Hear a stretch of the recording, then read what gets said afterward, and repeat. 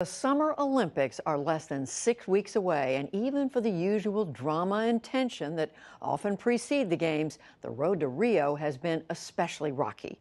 John Yang has that story. For most Olympic host cities, the usual concern is whether all the venues will be ready on time. But Rio presents other worries like security and crime. Earlier today, parts of a body washed up on Copacabana Beach. There's the Zika virus outbreak and whether it poses risks to athletes and visitors, and the state of a heavily polluted bay where some of the competition will take place.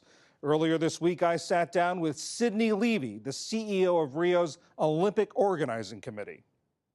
Sydney Levy, welcome. When the Olympics were awarded in 2009, things were very different in Brazil and in Rio. What assurances can you give the athletes, the spectators, the broadcasters around the world who are going to be watching this, that things will be ready to go in less than 6 weeks? Well, we are ready.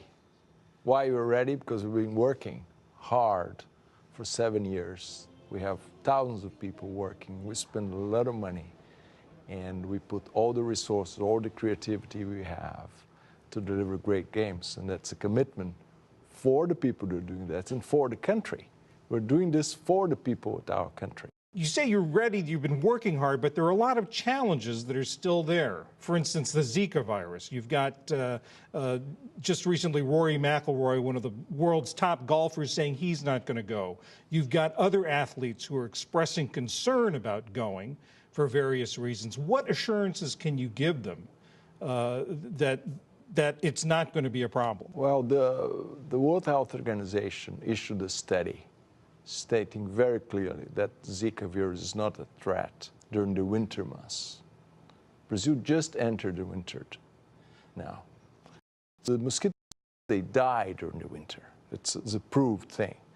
So we now have, for example, I have 4,000 people working for me in the streets of Rio, in the beaches, in the parks, in T-shirts. Not a single case of virus or Zika today. But how do you, the concern is still there. You say it's not the mosquito season, you say it's the winter, but the concern is still there. Well, but I have a friend of mine who went to Rio the other day in long sleeves with the hat, put the spray on, and went down to the beach. And there's thousands of people in the beach naked, as Brazilians go to the beach naked. Not a single word. So we're not feeling that. We're seeing that the rest of the world is much more vocal about that. But that we're living there, we're not being threatened by the Zika. And so we think this is a little bit out of proportion. And it's one athlete, and we have 11,000 athletes confirmed for Rio. Huge questions about who's actually going to be in the Games, whether Russia will have a track and field team or not. What cloud does that put over the Olympics? The commitments for clean games. We need to deliver clean games. We have to have zero tolerance for doping. So Brazil built a lab, brand new lab, and we brought people in. People tested, didn't work well, the first test. We're in fact today bringing international experts to supervise our work. So we are pretty committed to deliver clean games, and that's what we're going to do. But that lab has been suspended by the anti-doping agency. Because the people we brought in didn't pass the first test. So we're bringing international supervision right now. Talk about clean games, concern about clean water in the bay where the sailing events are going to be. I think some rowing events are going to be. The government said it was going to clean it up. We just had a reporting team down there looking at it. It's still, in the pictures that we brought back, still raw sewage being dumped into that bay. Mm-hmm. I think one health expert said that 3 teaspoons of water, exposure to 3 teaspoons of water, 99% risk of infection, of illness. Mm-hmm. How can you reassure the competitors who are going to be in that water that they're going to be safe? We run test events. We run in 2014, 2015, where we exposed 350 athletes to the same bay.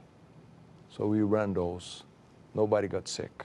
We have 5 competition areas around the bay. We're tracking them every day. 4 are clean. Some days yes, some days no. If that doesn't work, closer to the games, we're going to change the area where the competition goes. The further away you go, the cleaner they are. So that's what they're going to do to assure a clean competition. So you may have to move some events to other parts of the bay? Yes. In order to hit clean water? Absolutely. We may have to move. We have less than a minute left. What's keeping you up at night? Very tough job. It's a very tough job. It's the combination of all that. I'm sure certain things won't go right, but they need to be small. So how to keep everybody working together is 300,000 people working together to deliver the games between contractors, and so how to operate that in a seamless fashion, in peace, and it's a very tough job. But no single issue is, or no big issue. I don't have a single issue, and I'm pretty confident because I think this is a unique opportunity. The Olympic Games is a wonderful thing. It's a peace movement. It's where Israelis and Palestinians have breakfast in the same table. So it's a very good thing. Rio is a wonderful city. People are very warm. The nature is wonderful. These two things together, it's once in a lifetime. It won't be repeated so soon. So I hope people come and enjoy. We'll see in 6 weeks how it all goes. Sidney Levy, thanks for being with us. Thank you.